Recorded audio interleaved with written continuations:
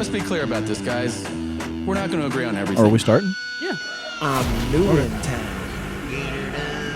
How was your day? How the fuck was your day? I'm the machine! You might be a redneck. A bunch of men talking about barbecue grills. Animals must think we're idiots. We're idiots. Since you love me so much. What is the deal with everything? 8.5. Well, I would suggest it's Wine. just start. We're just drinking wine. What's up, everybody? Oh, wow. What's up, everybody? Welcome back to Opening the Mic, the podcast that is now sponsored by the Finnish Long Drink. And by sponsor, I mean we were provided some of these tasty beverages. Shout out, Chris. What's up, buddy? I don't know a lot about the Finns. They're pretty neutral. They make a strong citrusy beverage. Let me tell you right now, I'm here for it. I fucking love it. What do you think? It took me by surprise.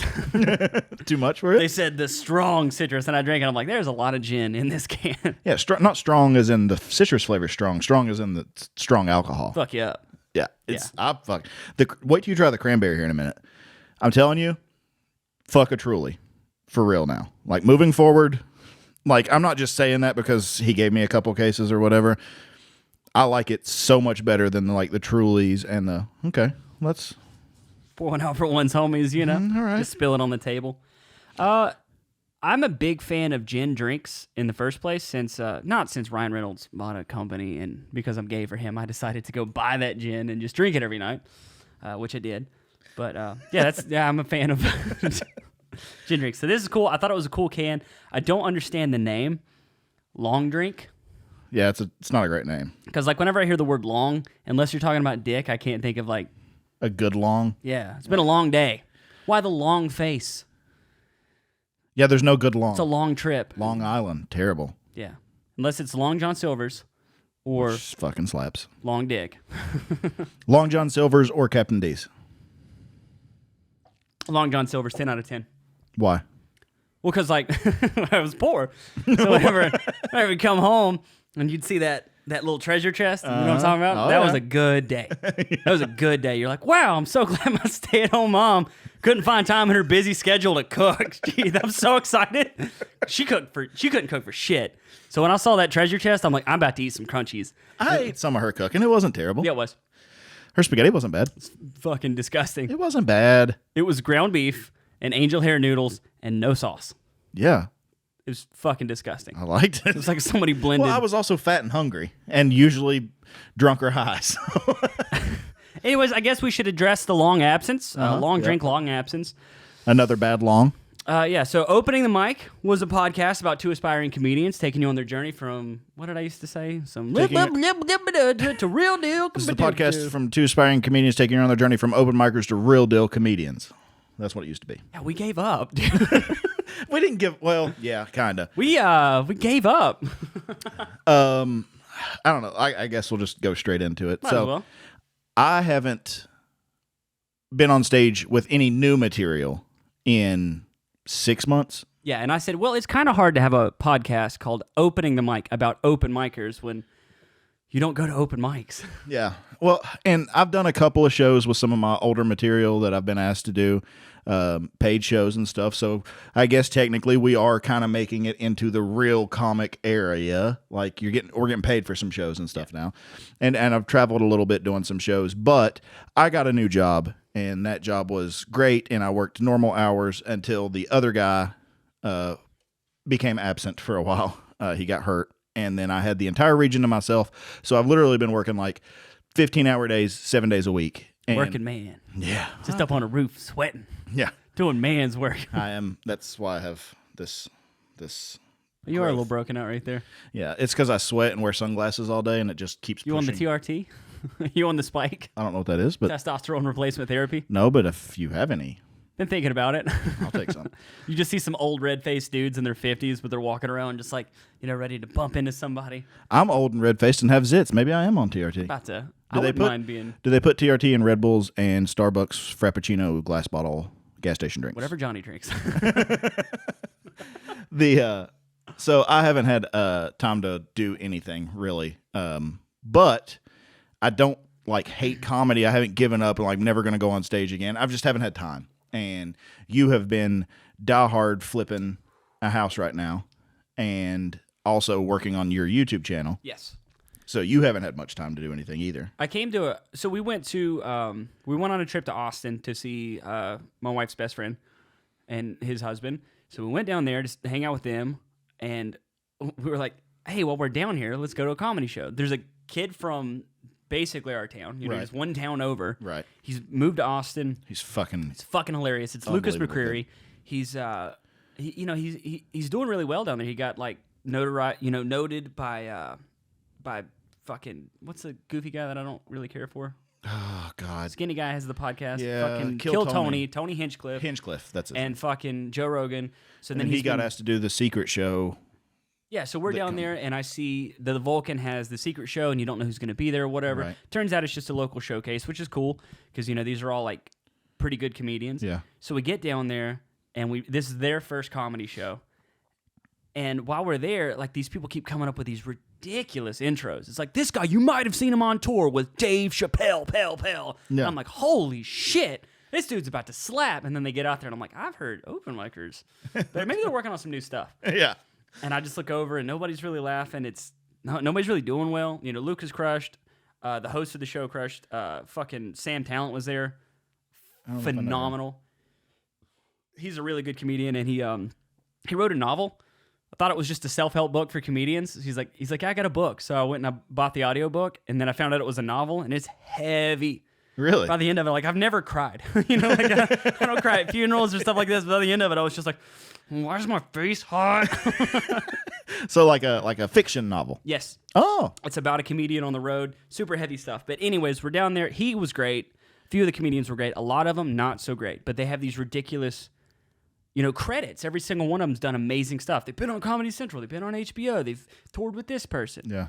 And the whole time I was down there, I was like, and I know this is going to sound super shitty, but I felt like I could do better than some of these people up here. Maybe not better, but I could hang with the quality of the show they're putting out there. Yeah. Because that's my biggest fear in comedy is like, I treat everything as a show. Mm-hmm. So if there's a big showcase going on and everybody's crushing, I don't want to be the person that fucks up the show. Right. Because, like, if you're an audience member and you come out and 10 people crush, you go home and you're like, dude, that was so much fun. We got to go back out. And it just invigorates the scene. Yeah. The last thing I want to do is be a reason that somebody gets up and leaves just because I'm not good and I drag everyone else down. Right. And maybe you're closing the show. Don't be the problem. You don't have to Exactly. be the star. Just don't be the problem. Yeah, if you're closing the show and I cause people to walk because I suck, Yeah. now they don't get to see you. And I feel bad. So that's a fear of mine. But when I was there, I was like, dude, I wouldn't detract from this show. If anything, I might add something to it because it'd be different than a lot of the same repetitive shit they were doing. And I was just like, man, I'm not going to move to Austin. I'm not going to move to New York and go on this grind to just do what they're doing. Yeah. And I just was like, all right, I don't know what the fuck I'm doing. Yeah. I'm just going to go home and just slip my wrists, I guess. Like, I had the same realization or whatever. It's not that I have anything against comedy or have anything against the scene that we've built here. And I say we because we've been here since the beginning of it. And it's growing and it grows every day. And there are more spots opening up and more places to do comedy. And people are putting on shows here and there. And it's getting bigger, way bigger, like exponentially from 2 years ago. There was nowhere within 50, 60 miles to do comedy. Right. And now you can go to a bunch of places. That's awesome. But it also kind of feels like you're spinning your wheels here a little bit. Like, what is the end game here? Because unless you're willing to take time out of your life to travel and go to other places, all you can really hope for is to do the shows here that are available, which is what we're doing already. So I kind of got that feeling what you're talking about, where it feels like, what am I doing? What's going on here? And that coincided with me not having any time. And I think it was more of the stressor, whatever, from work and always not having any free time. And then like the thing that lost some of my dedication was the comedy, because that's the least important thing. It doesn't pay my bills or anything. So I started when you're doing, like, there's too many things on your plate. Yeah. The thing that's going to have to go is the thing that's not putting food on your plate. yeah, it's just the thing that's not necessary. And comedy, unfortunately, was not necessary as much as I loved doing it. So that's the thing that had to go to the back seat. And I think I got upset that I had to stop doing it. So I started like to cope with that, started hating it in my mind. So then I called you out on that. Yeah. It's like, I don't think you don't like it. I think you just are mad that you can't do it or whatever. And I agree 100%. You start coming up with these, like, and everybody does it. It's like when you are in a bad breakup. You're like, man, yeah, she was a fucking bitch anyways. I'm like, well, you didn't think that for the entire time you were with her. Right, yeah. You're just trying to protect yourself from unpleasant feelings. 100%. And I lost the drive. I quit writing, and I've got plenty of time to write. I'm by myself all day, just walking around on people's roofs. So I've got plenty of time to, and I just like distanced myself from it.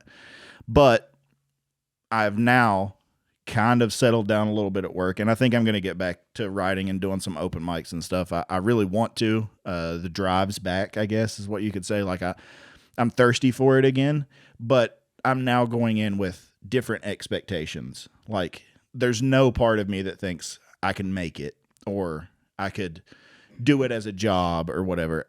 It's something that I do because I enjoy it and not because there's an end game anymore. Yeah. Which takes a lot of the stress off and makes it more fun, I think. 1,000%. Because that's what happened to me. Is like I was kind of like, what the fuck am I doing? And then because I had some people and comedians and other people like blow smoke up my ass, they're like, dude, you've only been doing this 7 months, 8 months, whatever the time was. Excuse me, goddamn long drink. They would be like, they were like, dude, what are you doing? It's like, you could actually do this. Like, you need to get your ass to like New York or LA or blah, blah, blah. And like, they would blow smoke up my ass. I'm like, I could fucking do this. And then like that seed got planted in my head. I'm like, I could do this. Yeah. If you didn't have a life. I'm built different. I'm fucking talented. I'm special. I'm blah, blah, fuck off. I'm none of that shit. Yeah. And like, it was putting so much pressure on myself. So when I'd go to a show and I'd see one of my peers do better, all of a sudden I felt bad because now it was a competition and I hate that. I'm just like, fuck. Damn it, how are they getting better? And I'm not. And like it started getting in my head and I started overanalyzing and it took all the fun out of it. Yeah. And then after that little trip to Austin, I was over it for a few weeks and then I watched another stand-up show and I saw some other people and I was like, fuck, this looks like fun. It is fun. God damn it, it's fun. You know what? Once you take the pressure off of it, it is so much more fun because the shows I've done since I like changed my mentality on it, like the few that I'd already committed to doing and things. And I didn't like go up before. And that used to be my thing. Like, well, I got to get 3 open mics working this material before I'll go do it on a show. And it's stuff that I've been doing since day one, literally. And once I realized that I didn't need to work that 5 out anymore, like, you know it, you're comfortable with it, it's a good 5, do it, and some other stuff you want to work on. And took that. I had so much more fun at those shows. I'm so much more in the moment. I was able to do crowd work without freaking out and things like that. Like once the pressure is off and you realize that you're just here to enjoy yourself and not to try to prove yourself anymore or whatever we were trying to do at the beginning. And I think we did. Like I'm not ashamed to say I think we proved ourselves to ourselves. Yeah.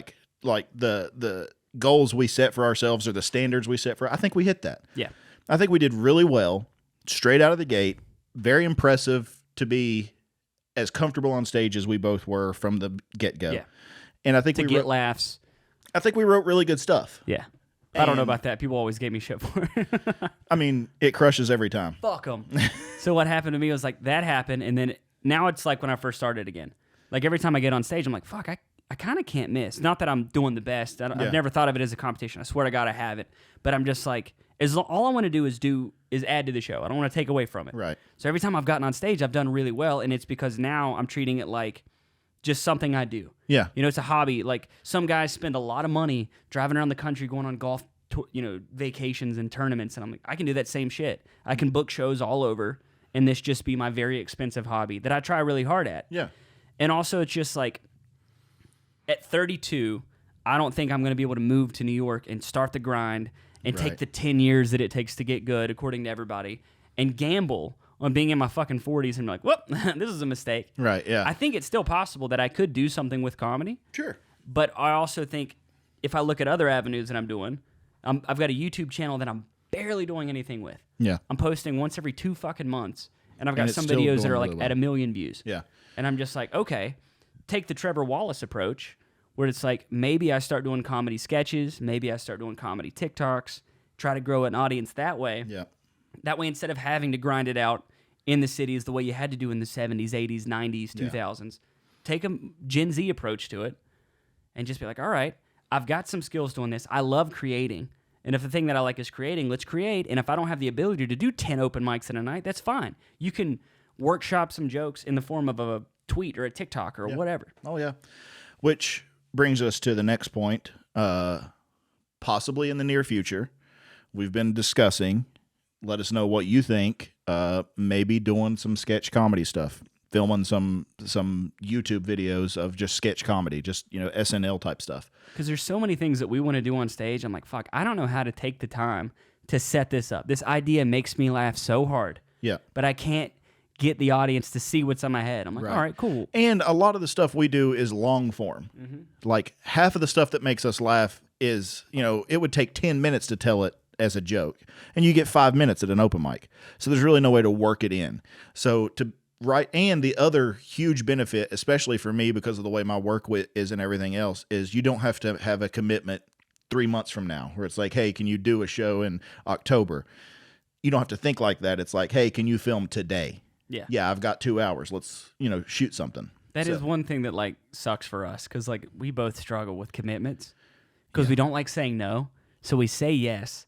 Yep. And then it comes up and we're like, fuck, because we're not organized. No, not even a little bit. No, like some people know exactly what date. Oh, that's 3 Thursdays from now. That's right after when I'm doing this thing. I don't have a fucking clue. Yeah. And then it just pops up. Like I'm doing a show at the Wallace on Saturday. And I had no fucking idea. And I'm like, when did I say yes to this? Because he asked like 60 days in advance. Yeah. And that motherfucker starts rolling up. And I'm like, God damn it. Yep. I'm like, I've got so many things I was supposed to do that day. And it's like, I want to go do the show. Yeah. But then it almost becomes an inconvenience because it's like, dang it. That's why I think I'm going to go back to doing more open mics and not doing as many shows. Because an open mic is one of those things that's like, hey, I happen to be free on a Wednesday night. Like, I'm not going to get into like my new job or anything, but basically I don't know what I'm going to be working until the night before the next day. I opened up a business, and the way I get paid is based on some things that I don't know about until the night before. So I literally don't know what I'm going to be doing or where you're going to be at 3 weeks from now. I don't know where I'm going to be, and I don't know what I'm going to be doing. So I can't say, yes, I'll do a show, because I could be in the middle of North Carolina on somebody's roof at 6 p.m. on a random day in October. So I do know on a Tuesday night, hey, I don't have anything going on late tomorrow night. I can go to that Wednesday night open mic. So I'm going to try to get back to some open mics, but it's going to be tough because a lot of people ask me to do shows in which the pisses surrounding me areas. off, I'm not going to lie. And I'm just going to have to tell them no, which I hate to do because it's like, it's an honor to be asked to do a show. That's still like huge to me. It's like someone wants me to come on a weekend because they value my comedy enough to ask me to do it. And I'm just going to have to say no because I don't know, right? Yeah, and it's so weird because have they heard your comedy? It's not good. Well, that's weird because the people who have heard it are the ones who keep asking me to come back and do it. I don't know. So. It's like fucking, what are they? Were they not paying attention? I don't think so. It sucks weird. because it's usually the people from Knoxville, and it's just like, you're like, dude, you didn't do that bad. I'm like, really? Haven't been asked back yet? Yeah, well, you're not as good as me. Yeah, I it's think like so. they look and they're like, okay, we can take one guy from Bristol. Oh, what is that my belt over there? Is that my championship belt? Oh, yeah. I First place forgot about championship belt? That was such a sweet victory. It was so sweet, it gave me diabetes. that. Let's hear the bell. We update. Diabetes. One more time, I was talking. One more time. Diabetes. So Travis Made some mentions, changes to the studio. Travis mentions Took us diabetes 3 months to add a sound so clip. often that I told him I wanted a diabetes bell, so that every time he brings up something to do with diabetes, losing his foot, eating too much, whatever, it's like his go-to joke is diabetes. I want a bell to bring notice to the fact that he has brought it up yet again. So that bell sounds like this. Diabetes. One more time. Diabetes. I love that so much. Diabetes. Just do that for the rest of the show. Fuck it. We've had a lull. Sit here and Just drink hit and just 45 keep minutes. it diabetes bell. I think I talk about diabetes so much because it's taken most of my family. It's like the fucking plague. Diabetes. I didn't say the word. Yeah, you did. Oh, is literally when I can't say the word No, it's not when you say the word. I'm just saying when it comes up. as a joke. Yeah. Only as a joke. Or But when I'm talking about the sugar, I'll call in the bell when I need to. Diabetes. There it is. fuck this. I'm gonna talk about the half of my family that died of heart disease. Eula got by congestive heart failure. My other grandmother, Roma, she's in a goddamn shock vest. A what? Like I don't know. My family's so bad at details. Is that like a thunder vest for dogs? So they get scared of storms? Nana's getting nervous again. Put her in her vase. She's like, 4th of July came around. She's real spooky. We found her in the bathtub just shaking. Why do dogs just climb in the bathtub? I've never had a dog climb. They avoid the bathtub because that's where baths are. No, a dry bathtub whenever there's a storm. We used to have this big-ass Great Pyrenees that would just jump in it and just like breathing all fucking spazzing out. I've never had a dog get in the bath. Except for my Australian Shepherd. That's just because he wanted a bath all the time. Oh, God, the sky demons are back. Like, All right, so there's an update on what's going on. Oh, wait, we can't just brush over Roma like that. I thought you were done. No, anyways, I get a fucking phone call that my grandmother, she's been complaining about heartburn for 2 weeks. And I'm like, just to clarify, her name is Roma, like the tomato. Yeah, with an I. That would be Romy. It's Romia. Her dad never graduated any school, and his name was I don't fucking remember, but it had an I in it. So all of his kids, he just slammed an I in the name. He's like, name's Roma. You know what would look better? With an I. And he just slipped I's and everything. Peyton with an I. Her name's Romina? Romia. There's no N in there. Oh, okay. God, do I need... Oh, yeah. Like I'm the Keep fucking up. weirdo for not knowing about your tomato mama. Yeah. Now, Mama made her. She was... Sweet lady. She was a slave driver for a while. Yeah. She was my only source of income for much of my life. I would just go over there and I would work all day for fucking hours, and she'd be like, she'd try to hand me $5. I'm like, nah, you don't have to do that. And she'd be like, all right. I'm like, are you fucking joking? I just did thousands of dollars worth of Mexican labor. I don't know what the white people charge, but it was a lot. I'm talking fucking roofing, repairing fucking rafters, all kinds of crazy shit. And for $5, and I'm like, all right. How's that long drink treating you? I'm almost out. I'll take you a cranberry if you got one. So I get a call. I have just that for you. I get a call, and she's had heartburn forever. I was like, Dad, take her to the fucking doctor, because my whole family doesn't believe in doctors. Right, like they just think they're not real. I think that's all hillbilly folk. Yeah, they're like, It's like, because you remember your great grandmother? We took her to the doctor once, had cancer, and died. I'm like, well, yeah, it's because you waited until she was like unresponsive on the floor to take her to the doctor, so they could be like, oh yeah, you should have been here like years earlier when she first started complaining about. That's why everyone who gets cancer in our culture, it's like super advanced. It's like, But they've also, had it for cancer a around here long is like a time. myth. It's like, I don't believe in it. Yeah. If I say you're going to get it, you're going to get it. Hey, if the Lord's ready to take me. I will say this. I know we're jumping all around here. I will say this. I assume every redneck school had an assembly where they bring people to try to like teach a message to the kids. Y'all remember that half-faced fuck that would just come by? And like, I chewed dip one time and now I'm out. And then his face is all disfigured. Sorry about your luck. I know. But also, you scared the shit out of everybody. He's like, I got hair on my tongue now because they replaced it with skin from my gooch. And it's just like, I have to shave my tongue. And I'm like, we're like, oh God. You know how many people dip in this area? All of them. You know how many instances of mouth cancer I've ran across? 0. I'm starting to believe, like, you know what? I don't think it's real. I think it's I mean, it's government psyop. I saw a YouTube, and this was like well before the frogs were gay. This was like OG conspiracy YouTube. Woo! I saw a video that was like, there are absolutely 0 studies that show like any form of cancer from dip alone. Is that not amazing? Yeah, but why is like Zoolander just? What are you doing? I don't know. You can't be doing that. You know we can see your search, right? You mentioned your grandma, and remember. Oh her no, hair it's kinda Bram. looked like- It's Bram Stoker's Dracula. Kayla cut this bitch's hair because that's what she wanted after she had her little life vest on, and she's like, I just want my hair cut, and it looked like just a nice little old. She's fucking 90 million years old. Yeah. She's all in fucking dirt, and they go to cut her hair. And she's got these shitty scissors that bend. Yeah. And they're metal scissors, but they're bent. I don't know what's wrong. Kayla goes to cut her, and she's just like, I don't fucking know. So then my grandmother, I'm like, I walk in the kitchen, start talking to other relatives, because people just show up when they think you're gonna die. Yeah. So I'm talking to other relatives, which they're all fucking weird. And then like my grandmother comes in, she goes, how do I look? And I was just like, oh shit, like fucking Dracula, get back, bitch. Just look up Bram Stoker's Dracula, the movie from the 90s. How do You don't have to. I'm telling the audience. Bram Stoker's Dracula, and that is what my fucking grandmother looked like. And it's Kayla's fault. Yeah, that right there. Yeah, that's her. Old Romeo. You did that to an innocent woman? Oh yeah, She wanted it. that's what she wanted. And then I go, everybody tell her, look how good it is. Look, But I can't. Everybody's like, oh my God. There was a period in my life where I would code switch like crazy. I'd been around my grandmother and I wouldn't cuss. Yeah. And I would change accents. Like I would talk one way around, I'm going to talk like this. No accent around certain people. Damn. This one's much better, by the way, long drink. I'm sorry, this is like a fucking cracked out podcast.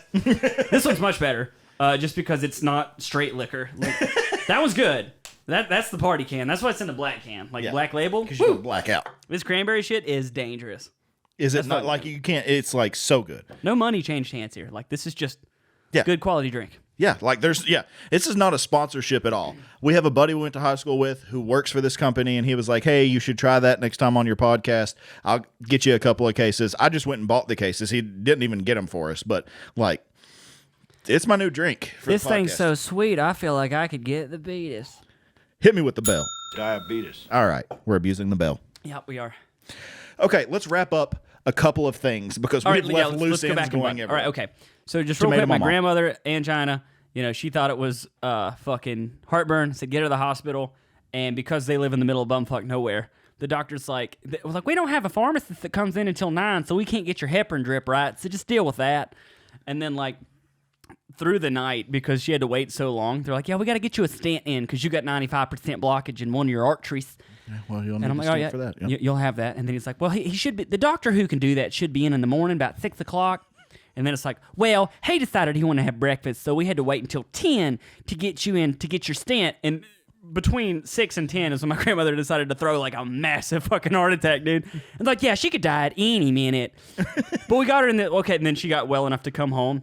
And they're like, so we put her in this life vest, and it's just like a fucking, like a bulletproof vest that's just full of like electrodes. So Granny starts to go at 90 fucking, what she just turned, 92 years old? Wow. And I'm like, at 92, if she starts to go, just let her be with her people. Just she's outlived everyone she's ever going to know. Just let her go. But they're like, no, we got to shock her. So she's walking around with this big ass fucking battery she's got to plug up. Like a mining And light. everybody's like being so sweet and nice to her for the first time ever. And like I said, I can't not be myself anymore. So like when I see her, I'm like, goddamn, Grandma, you think it gives you like superpowers? You kind of like Iron Man right now? More like, Rusty Brittle Man or something. I'm like, hey, Mom, don't unplug Grandma when you're trying to plug in your phone tonight. It's like, Mama, if they won't let you watch Perry Mason, you be sure to grab her and just crank the fucking voltage. Just hug the shit out of her and just take her with you to the land of the sweet beyond. So it's a vest that like. It's like a wearable defibrillator. Okay. All So if right. her heart stops, so she could just be sitting there and be like, yeah, so Kayla cut my...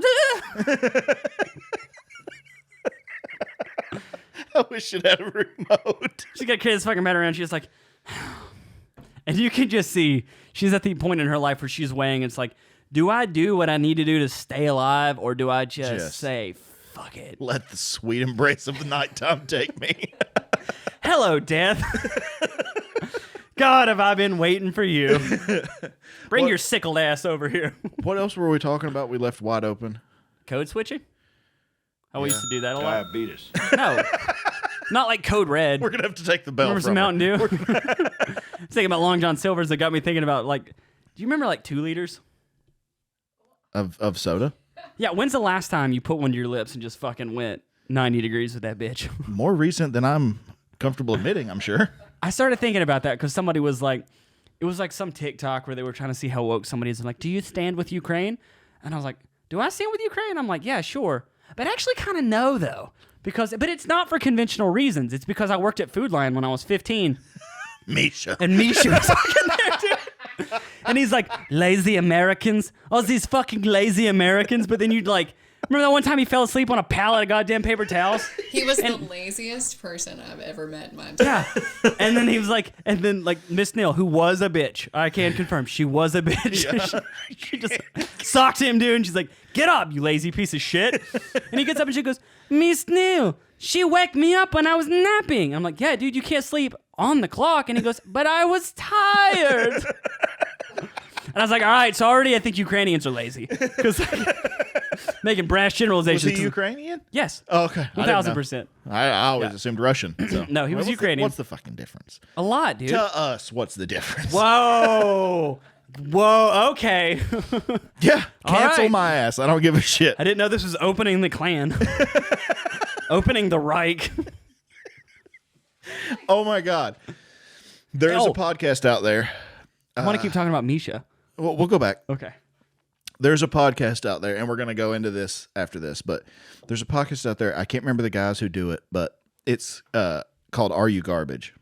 And it is two like New York, New Jersey guys, and they just have other comedians on and then ask them a series of questions to determine if they're like trashy people or not. And it's a lot of like how you grew up questions. So we would fail with like the intro. I have yet to hear a question I'm not like, yeah. Yep. Oh man, they did this one thing too. Like, okay, sorry, don't cancel me. But they had this thing they were trying to show like what white privilege was. And they had a field of white people and then some black kids just sprinkled in there. Yeah. And they were like, if you've never had your phone bill, your phone service cut off, take a step forward. And I'm like, I'm on the back line with you, brother. Won't be stepping It's like, right now. If you've never been sure what you were eating for dinner or if a meal was even coming, take a step forward. I'm like, still on that back line with you, bro. They get to the very end, and the last question is like, is your parents still together? I'm like, finally, my privilege kicks in. I didn't even get a move on that one. Dude, you'd be on the back row whole time. You know, checkers? You know that asshole who doesn't move off the back row so you can't win? That was you the whole time. I guess it's kind of stealing another people's podcast, but after we finish talking about Misha, I want to ask you a couple of the questions because I know the answers to it. I mean, we grew up together, but it's You'd like be stuff. surprised. It's stuff that like stuff that I didn't even know made you trashy, and they're like, oh yeah, that's super trashy. Well, have you ever just taken a finger and opened up a country crock thing of margarine and just scooped it and ate it as a child because you thought that was No, a they don't treat? even go that deep. Oh, It's, okay. I mean, it's like it's super simple stuff. It's like that's what the like nice house people did when I was growing up. They Like, don't I was just- so far trash. They don't just read Jeff Foxworthy jokes and have No. you answer them. No, because it's not. Have you ever used a country crock tub as Tupperware? It's not redneck stuff. It's garbage people. Like it can happen to anyone. Basically, is the way they look at it. Like, what's the name of the store, the grocery store your mom shopped at growing up? And if it's like not a name brand, it's Yeah. like Darcy's or whatever. It's like, yeah, that's a trash answer. Graints. Acme. Deskins. Piggly Wiggly before I shut down. And then it's a bunch of stuff like, have you ever done this? Have you ever done that? It's a hilarious podcast, but I would like to touch on some of those things here in a little bit. But anyway, My mom is a literal garbage human because something I was real insecure about is every time we go on fucking vacation, that bitch just didn't have luggage. And I'm like, luggage is available. They give it away. It's at yard sales. It's a thing you can acquire. $2 at Goodwill. You can You stack acquire some luggage. Like I thought it was like something in life like, man, it's going to be really hard to get a Tesla. Not luggage. Right. You can get it anywhere. They sell it at Ross. Dress for less. It's in the title. So I bought my mom some really nice luggage. I bought my dad some really nice luggage, right? And then we still take them on vacations and stuff because if we don't, they're not going to go. Yeah, because we're trash people. Yeah, trash people. And I'm just like, and then still, God, I tried to get them on planes and take them to nice places and like getting them through airport security. It's just like, Dad's like, they're trying to take my wallet. And he just makes it's like, Then made me step to the side and like him and mom can't go through the X-ray machine together. He fucking flips shit. And he's like, someone's going to steal her and rape her in the bathroom. Have you seen mom? No one's interested. Never going to happen. Never going to happen. He's like, that won't let me take the dip on the plane. I'm like, what? Okay. That's All right. But anyways, so I bought mom luggage and we go to this vacation thing. And she shows up. She gets out of the car and I see hefty bag luggage. And I'm like, God damn it. It takes me back to my childhood when we'd show up to a hotel and all of our shit was just in trash bags. I'm like, wow, it's everything's kind of loose in there, Mom. It's just everything's rolling around. All right. Fuck, I've got toothpaste on everything again. How does this keep happening?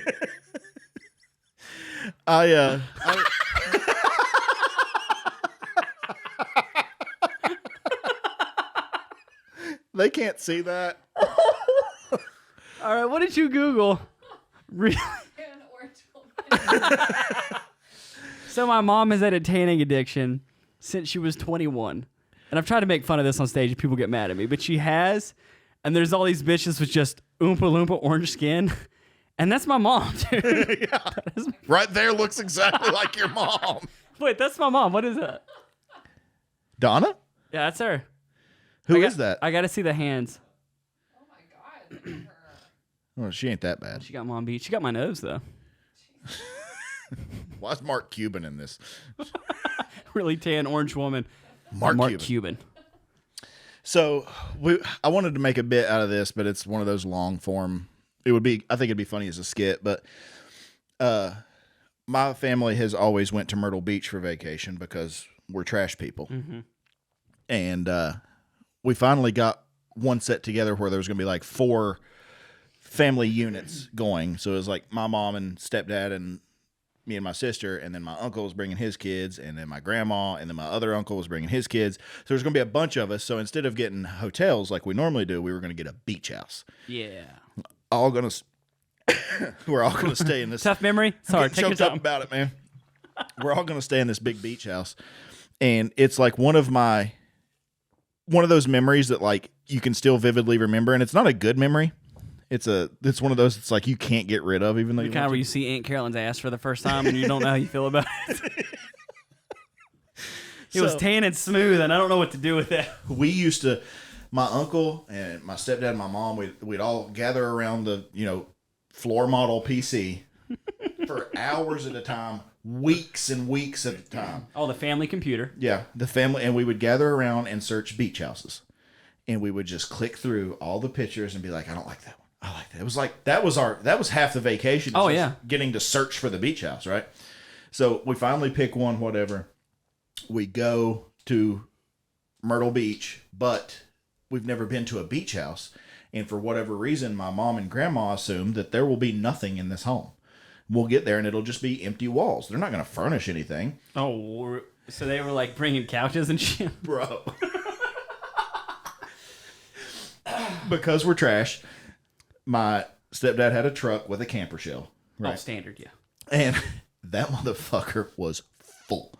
For 7 days, just our family, full. I'm talking, we took every set of bed sheets we had. I was afraid there was just going to be nothing on the beds, I guess. And I was young and didn't know. I was like 7 years old, so I'm just like, well, they're the adults. They know what's going on. We took all of our pots and pans. We hit a Walmart run on the way and bought groceries. Dude, we moved to Myrtle Beach for 6 days. Everything we owned was in the back of this truck, and in the front seat is where we kept 4 igloo coolers full of all of the groceries because stuff's going to be more expensive in South Carolina, and we can't afford $2 bread. We got to get the $1.96 bread here. Dad was right, though. Copenhagen is more expensive in South Carolina. Well, yeah, I mean, yeah, but like we can get bread. We can afford bread. Yeah, you know? Yeah. So because the front of the truck was completely full of all these igloo coolers, me and my best friend at the time decided... Who went with you on this one? Jordan Barnett. Oh, gotcha. We rode all the way to South Carolina in the camper shell, just laid across the top of black. Do you like how I got defensive over who was your best friend? I was kind of bitchy of you. I didn't know you yet. It's okay. It was before you, sweetie. What was his name? We rode all the way there in the camper of this truck, 100 fucking degrees, in a metal camper top. Of course, there's no AC back there, and we're just laying on plastic trash bags. It was a solid pool of sweat. What's going on, buddy? I'm disconnected. I have been the whole show. Oh. Keep going. Continue.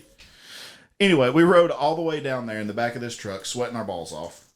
We got down to our underwear within 6 miles of leaving the house, and we rode all the way there.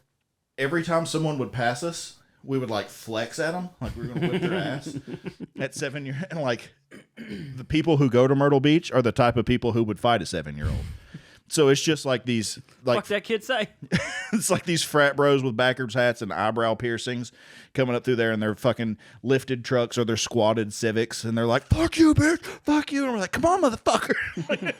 What you gonna do, bitch? Come on, suck it. And of course we got there, and there were sheets on the bed, and there were pots and pans so they could cook instead of, you're gonna go out to eat every night anyway. Why are you bringing all that shit? Dude, preach. But I will never forget the night before leaving. That's the memory I was talking about, leaving for Myrtle Beach and just being stuck in the back of that truck, just assembly lining trash bag fulls of shit into the back of that truck. That's how trashy we were. We didn't even know how to vacation properly. But your luggage story about trash bag luggage made me think. Triggered that. Yeah. Dude, the amount of times that like Myrtle Beach, we're going there this year. And it's just because like why? We feel bad every once in a while for my parents, and we try to take them nicer places. We try to take them on cruises, which is like the white trash way to like see the world. Yeah. and we try to take. My Fort favorite Walmart. I fucks with St. Pete hard. St. Pete, Florida. I hate Florida. Cut the whole thing off. St. Pete is my jam. I love it. I've never been. You keep telling me I gotta go. Downtown St. Petersburg is cool. There's all kinds of cool little hipster coffee shops and restaurants and bars, and love it. And St. Pete Beach is like, it hasn't changed since the 70s. So it's this kitschy little fucking beach town. Yeah. So what you think of, like Jaws could pop up at any moment because it's just 70s beach shit everywhere. It looks awesome. And they're famous for smoked fish. So you'll just drive by and you'll pull up at a place and you get dollar Miller Lights and you can eat smoked mullet and weird shit. And I'm like, all right, fuck yeah, let's do it. It's cool. So I took my parents there thinking it was going to be awesome. Hell for a fucking plane ride. Because my mom's got to have her Jerkins fucking face cream. I'm like, Mom, you can't have anything that's more than a few ounces on the plane. And she's got like 6 jars of this shit. She's throwing a fit because TSA won't let her have it. And she's like, but terror, they're taking my and just losing her shit. I can't. I know your parents very well. Oh, yeah. And I can't think of a more miserable situation than trying to get Donna through airport security. Oh, and then when you're on the plane and he goes, boo. And Mom's like, what's that? And I'm like, I'm sure if like we're crashing, that's not what the sound of an engine blowing up sounds like. It doesn't sound like boo. And plus we're flying like shithole airline. We're flying like fucking Spirit, Allegiant, Frontier, or whatever the hell. Yep. So she was like, boo, please make sure to put kiss your asshole goodbye. In the event of an emergency, you fucks. In the event of the emergency, I don't know. Let's hope it don't happen. Just imagine this. The pilot we got couldn't make it at Delta, so the landing gonna be bumpy. He's also trying to get sober before we hit the ground, so like, he say he gonna land in 10 minutes. Guess what? No, he ain't. He gonna circle 14 fucking times, and then you're gonna hit, bap, bap. You're gonna hit the ground, go, bap, bap, and then it's gonna take us forever to find that little fucking staircase, because you ain't in a real terminal. It's gonna look just like on the tarmac. no. Every time you get like done with Allegiant, like you get to it, you see the nice airport. You're like, damn, that looks cool as shit. And you're over here like fucking war criminals. Oh no, you can't be with us. What is this? A POW You camp? can't sit with us, okay? I feel one step better than like the Afghanis that were hanging onto the wing of this transport place. Yeah, but they're cheap though.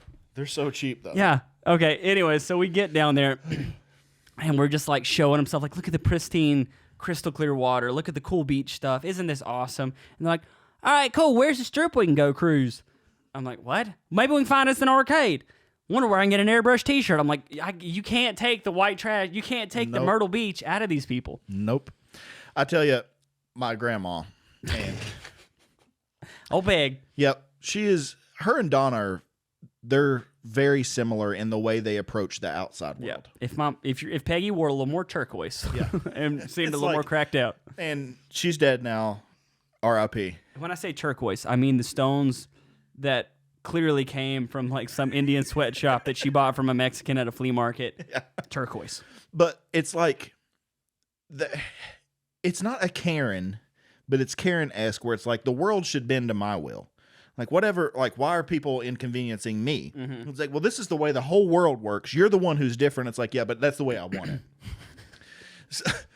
I could talk shit about my mom for days. Yeah. So we go to my cousin's having a basketball tournament in New York City.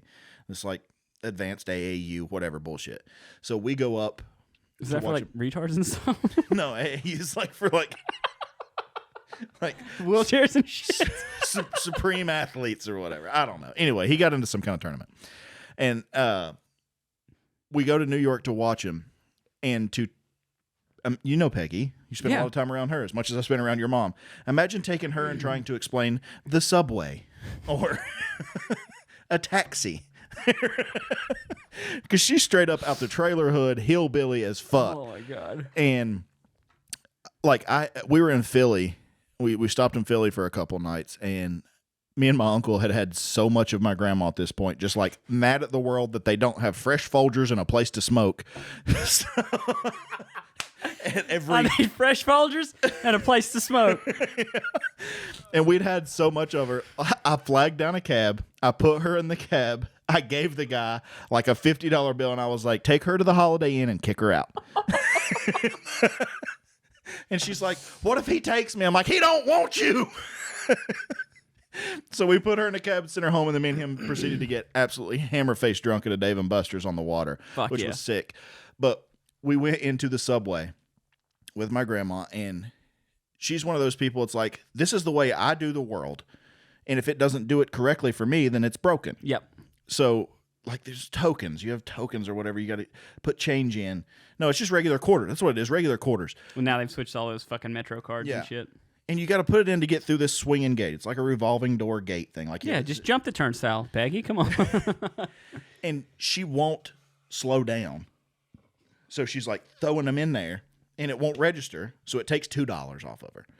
And I'm like, slow down, feed them one at a time until you see it beep. And we're all on the other side. She's on the other side. And now she's getting nervous because she thinks we're going to leave her. Just stuck in this Subway. The Subway turnstile. We're just going to get on it and leave. Fuck you, Peggy. She starts getting angrier and angrier. And then she slows way down. And she puts like 50 cents in. And she's like, I'll just wait here all day. And then it resets. So now she loses like another $1.50. And she is getting so fuming mad.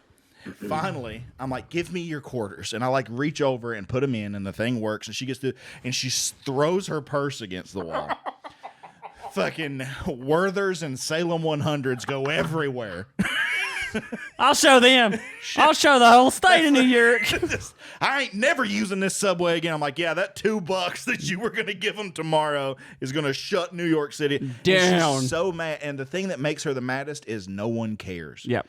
She's used to She's having an existential crisis. Yeah. And everybody else is just going on about their day. Yeah, and New York's New York. the wrong place to try to get sympathy. Right, that's the thing. And she's used to being here, like if she raises her voice a little bit at a diner, like, oh, the excuse me, coffee's ma'am. not hot enough. They're like, everyone turns and like, let's fix this woman's problem.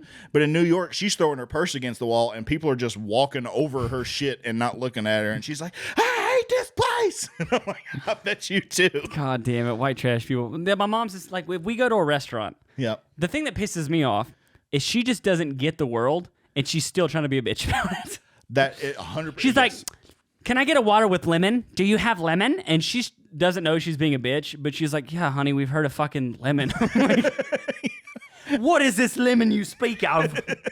I don't know. I can pull one together for you. Oh, let me go climb a tree. My dad. Okay, we went to it was for Christmas in a cabin one year because it's kind of our thing, white trash.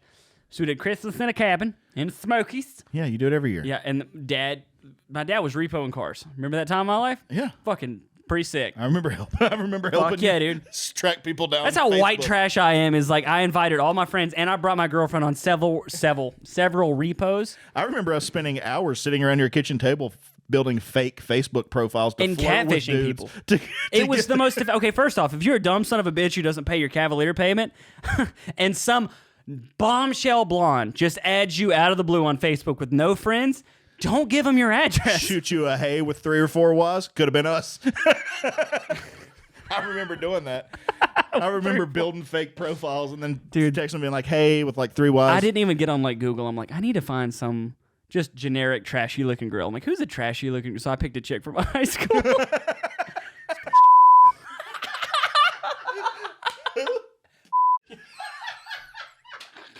Oh, it's fine. Where's that bitch at nowadays? I think she went gay for a little bit and then went straight and then went gay again. All I remember was like there was this big write up about her because she like, oh my God. Can we cut all this from the podcast? Yeah. I'm just going to tell you this. God, that cranberry got me loose, dude. Just bleep her name out. I just remember though, like it was whenever Topics was popping off. You remember Topics? Yeah. It was like Reddit remember when before you faked Reddit. your death on Topics? Anyway, go ahead. I fucking quit. All right.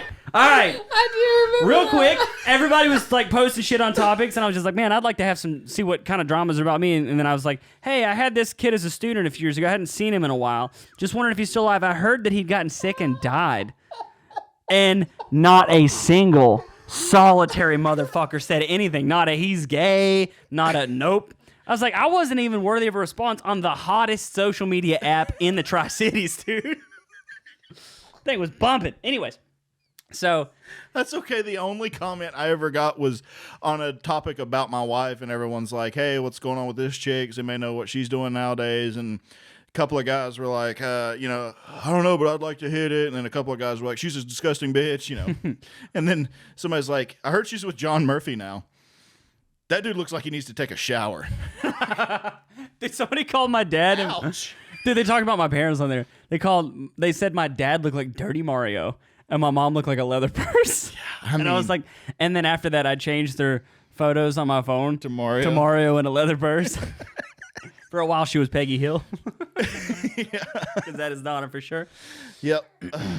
Anyway. But yeah, so the chick that I used for my catfish photos, God, I'm a piece of shit. I forgot I did this. Saying it out loud makes you realize, like, wow, I'm not a good person. Never going to be president. Come on, man. You don't need to Google image search purses. Like, I know what one looks like. Dude, that one's pretty fucking fire, though. Plume leather messenger bag. That's a messenger bag, not a purse. It's pretty fucking sick. That's a satchel. Unisex. Indiana Jones would have that. Come on, man. Leather purse. It's the thing. Can we talk about how creepy it was when Joe Biden just whispered and nobody made a meme about that? I don't know what you're talking about. I don't watch politics or the news. It's good for the economy. What? I'm like, Trump was funny, but that was legitimately hilarious. He was talking at a State of the Union. He's like, anyway, so I'm the president. Come on, man. It's good for the economy. And he just creepily started whispering. People are waiting for relief. I got them $1.9 trillion relief so far. They're going to be getting checks in the mail that are consequential this week for childcare. A lot has been happened already. Consequential? The 10th largest nuclear power plant. This is the shit show pod, bro. Pod's coming off the rails. Yeah, we may need to just start over. But whenever he was like, he goes, it's good for the economy. I'm just like, why did he do that? I got $1 trillion. I heard if you whisper, it makes people listen. Anyways, so this chick used to use for catfish. Yeah, we used to use her catfish photos. All right. Let's get past that. I'm struggling with it. She was on topics, and people were gotta like, be illegal. People were, yeah, for sure. People, allegedly. All this is made up. None of this is real. I'm fucking making all this up. It's all false. So anyway, this is a fake story that I think would be better if I finished it. I'm on topics, and which is like Reddit. If you've never been on topics, because it's not around anymore. They had to shut that shit down. A little too volatile. So I took a shower and no one had anything to talk about it. This girl was on there, and some people were like, "Yeah, dude, my boy hooked up with her. She got a mad dark shithole." Like, what? People are like, "Yeah, dude, her butthole is dark." And then it just goes on and on about like people talking all this shit about her about different stuff, and it goes on for like 20 pages of threads. And finally, she got on there and she's like, "Oh my god, you guys," this is how she talks, "don't have anything better to talk about than this. This is so sad and pathetic. All right, so just take this from me, the girl who got out. I'm over it." And then nothing happens for like 6 weeks, and then one lone commenter posted goes, "So I gotta know, does she have a dark pooper or not?" I was just like, I mean, that's not something you say. all this drama goes on, and there was just like 2 random comments talking about she has an extremely dark anus. That annie's a little dark, and this guy was just like waiting. He's watching all this, and he's getting his updates, and he's like, "Is that how the story ends? The fucking movie just went to black, and I don't even know what happened about her anus. Is it dark or not?" He was waiting for her to defend it, but she didn't say shit, so I don't know. That's a time in your life. That's a dark story. That's a thing that happened. It's a surprisingly dark story. How much time have we done? 53 minutes. That's a good pod. Yeah. Let's see what else we leave off. Code switching. We can talk about that later. All right, so to sum all this up, opening the mic. Yes, microphone as in, that's what we're going to be talking on. We're going to be creating on this. I'm talking sketch comedy. I'm talking open mics. I'm talking roadshow comedies. We'll still talk about comedy stuff, and we'll probably still do some breakdowns on some comedy bits and stuff. Yeah. I enjoyed doing that, and it's not like we're not a comedy podcast anymore. It's just... it felt disingenuous to tell people, hey, you want to follow on our journey? When I'm like, I don't know if people want to take the same steps that we're taking. We're doing an alternate approach. You can still follow our journey. I'm still dick hard for comedy. Yeah.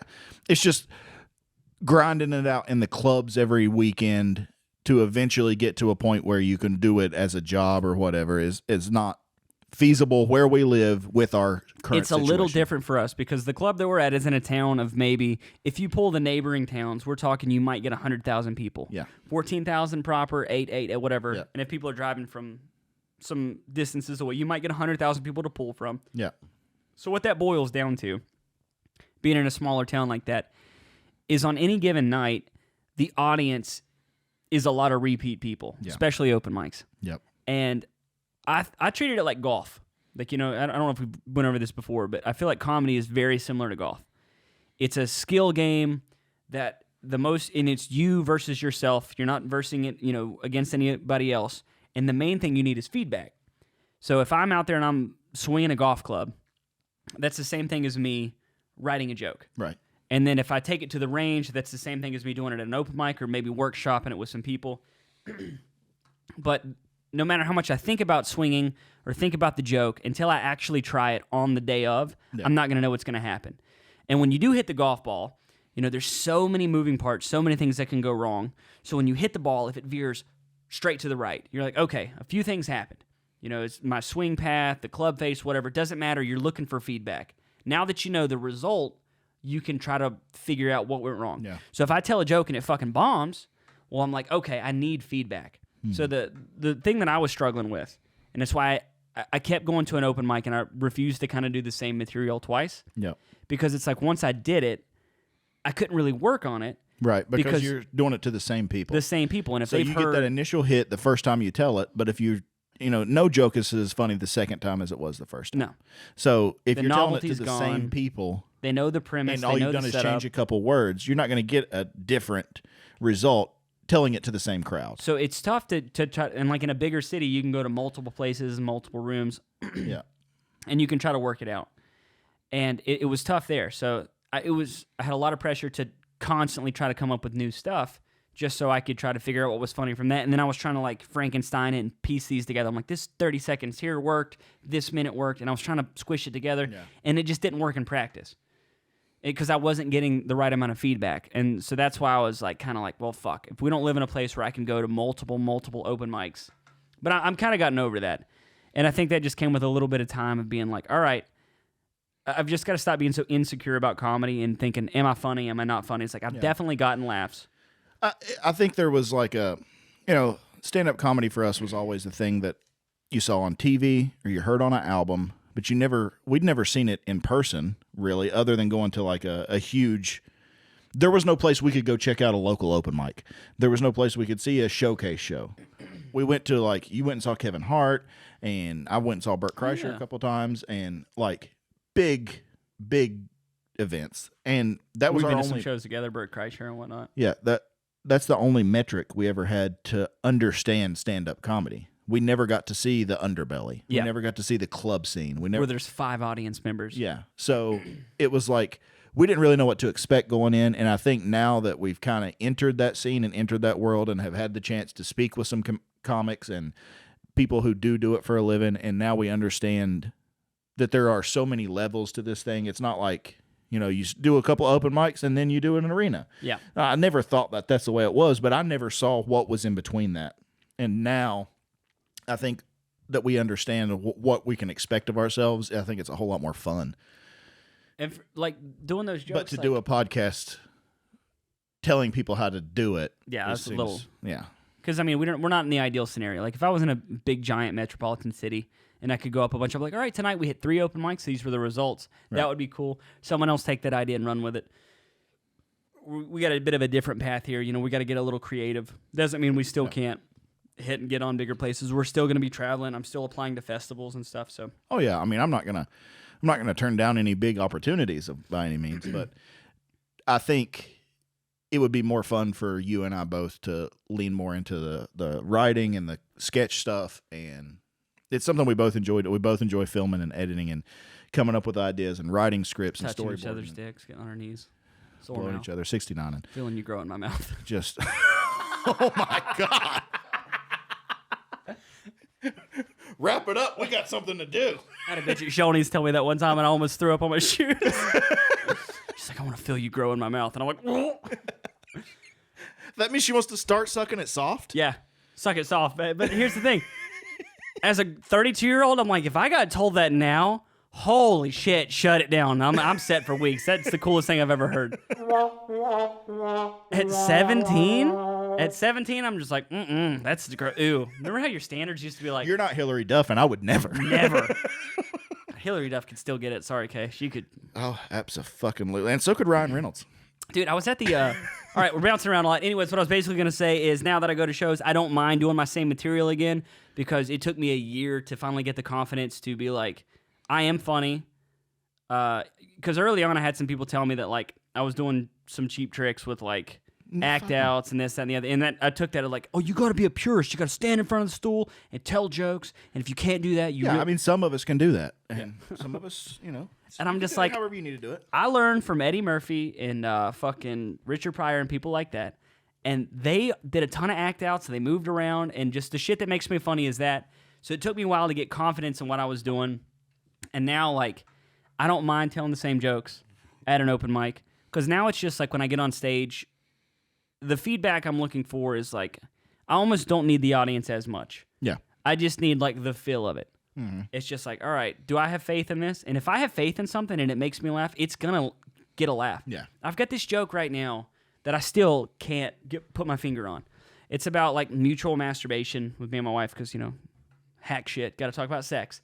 But there's this line where I'm talking about... Who doesn't have a mutual masturbation joke? Yeah, I know. But we're talking about like, the term for touching somebody is called heavy petting. Yeah. And I talk about like, that's weird because I'm trying to touch genitals, not give a warning at the zoo. Yeah. And then I go into a little act out. And then after that, I just go, this is kind of weird. But the first time I ever got with a girl, I out loud said, this is called heavy petting. Yeah. And then I gave her a sugar cube because she was a good girl. Yeah. And that's just something I said when I was thinking about the bit. Yeah. I was just kind of saying it. And it made me laugh. I'm like, fuck it. I'm going to try that on stage. It doesn't make any sense. There's no setup. There's no punchline. Yeah. Every time I've told it, it gets a huge laugh. And I'm like, I don't. And the last time I was on stage, I guess because you pet a horse. I mean, I get the correlation, but yeah, I don't understand why it pops. I get like the correlation, and it's a funny thing to say, but it just doesn't make sense in traditional joke structure, setup, punchline, misdirect, whatever. Yeah, I don't understand why it gets the pop it does. No, but... and I was on stage, and I was just like, and I remember one time, like, I got a huge laugh off of it, and I out loud said, like, I don't fucking understand why that works. I just couldn't help myself. Like, it's like in my one bit that I do, my chocolate syrup sex story. There's a part where I go, "That's a lot of chocolate." Every time I have to stop right there and let people finish laughing. It's not a funny.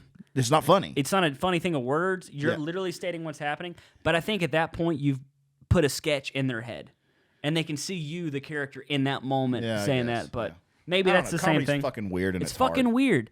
But now I finally got the thing where it's just like if I feel confident enough to do something, if I think it's gonna work, and because I'm no longer putting the stress on myself, like I'm something that I need to go after this. Like I need to do this. Now that I'm just having fun again, it's been awesome. Yeah, it's a whole lot more fun now. And we will continue to do it. And we're going to continue to do this podcast. We're going to get back to doing this regularly. Something else, because I have been going to open mics, unlike you. I've been going back. And something that happened that was kind of weird. The lady that was hosting the open mic, and because for me, I feel like if you can't get them laughing within the first 20 seconds, then it's going to be a tougher show. You got to get them right off the bat. Yeah. So that's why I love kind of like tagging the previous comedian. Like if they say something, I'm like, what can I hit them with? Think of something. Yeah.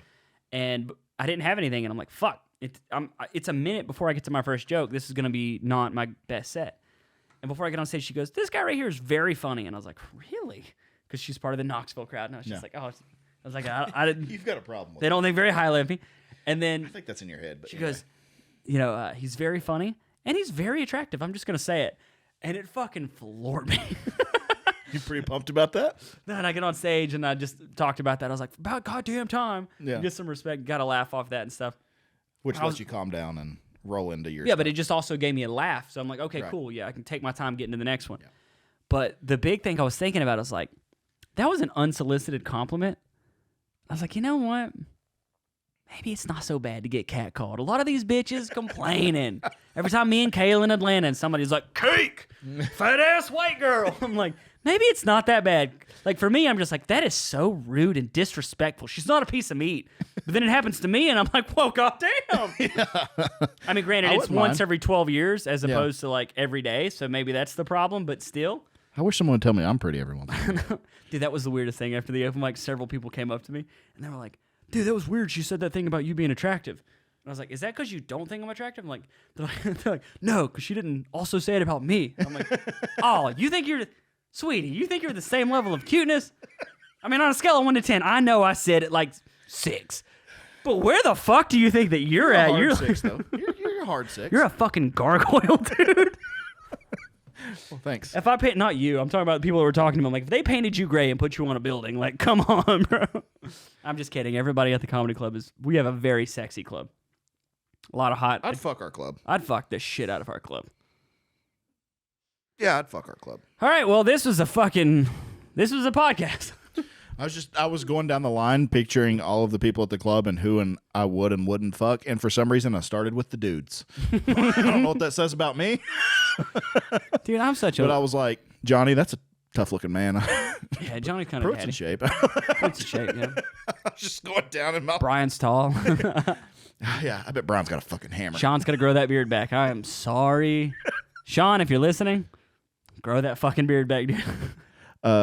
He looks like the quintessential bully in a Christian movie. One of those made-for-TV hey, Jesus you flicks. losers, get out of here. You're lucky. You're lucky. If I catch you around here again. Oh. That's the only time I've ever heard him go Boston is in that bit. Yeah. But, you're lucky. You're lucky. Or when he says rum. Yeah, rum. It's like, why is all the rum gone? It's a room. It's room. If you're going to move here, you got to elongate the vowels. Room. All right. Thanks, Chris, for putting me on the long drink situation. I blame you for this podcast coming off the rails. It got a little weird. We got canceled like 17 times, but, for our 8 listeners. Cut us some slack. It's going to get better, I promise. For 8 listeners, except everyone at Tappahannock, rejoice. Yeah. Remember last time we shouted out and it was like, hey, if you're actually in Tappahannock and listen, drop a comment, let us nothing. So I checked your analytics again. It's like 2,500 plays in Tappahannock. So Tappahannock, rejoice, you bitches. If you actually exist, I think it's some kind of like bot situation. But like whatever its views, I don't give a fuck. I haven't checked our analytics in months. I don't know where we're at. Anyways, this has been Opening the Mic. If you like this video, hit the like button, subscribe if you haven't already, and other than that, we will catch you on the next one. Bye. See ya. Let's be clear about this, guys. We're not going to agree on everything.